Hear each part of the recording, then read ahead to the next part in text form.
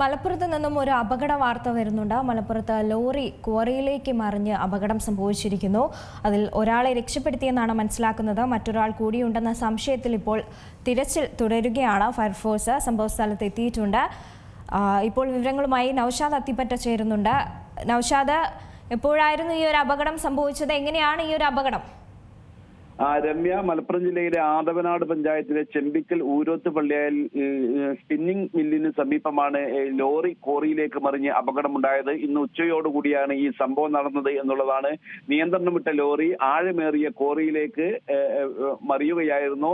കോറിയിൽ വെള്ളം ഉണ്ടായിരുന്നു. അപകടം നടന്ന ഉടനെ തന്നെ ലോറിയിൽ ഉണ്ടായിരുന്ന ഒരാളെ നാട്ടുകാർ രക്ഷാപ്രവർത്തകരും ചേർന്ന് പുറത്തെടുത്ത് ആശുപത്രിയിലേക്ക് മാറ്റിയിട്ടുണ്ട്. മറ്റൊരാള് ഈ വാഹനത്തിൽ ഉണ്ട് എന്ന സംശയത്തിൽ ഇപ്പോൾ തെരച്ചിൽ നടന്നുകൊണ്ടിരിക്കുകയാണ്. തിരൂരിൽ നിന്നെത്തിയ ഫയർഫോഴ്സും നാട്ടുകാരും ഉൾപ്പെടെയുള്ള സംഘമാണ് ഇപ്പോൾ തിരച്ചിൽ നടത്തുന്നത്. അതോടൊപ്പം തന്നെ ക്രെയിൻ എത്തിക്കാനുള്ള ശ്രമമാണ് ഇപ്പോൾ നടന്നുകൊണ്ടിരിക്കുന്നത്. ഈ വാഹനം പൂർണ്ണമായും വെള്ളത്തിന്റെ അടിയിലേക്ക് പോയിട്ടുണ്ട്.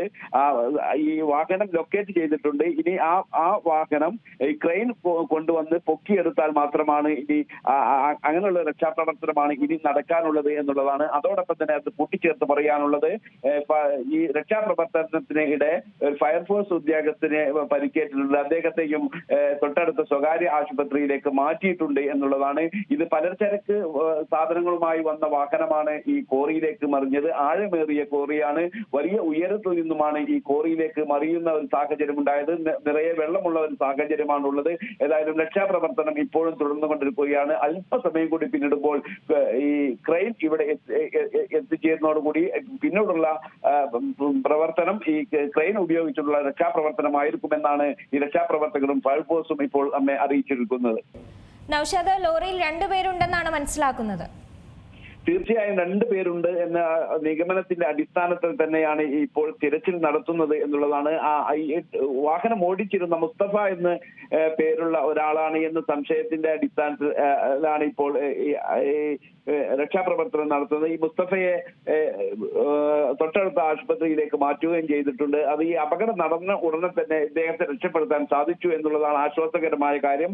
മറ്റൊരാൾ അതിലുണ്ട് എന്ന സംശയത്തിന്റെ അടിസ്ഥാനത്തിൽ തന്നെയാണ് ഇപ്പോൾ ഈ രക്ഷാപ്രവർത്തനം തുടരുകയും ചെയ്യുന്നത്.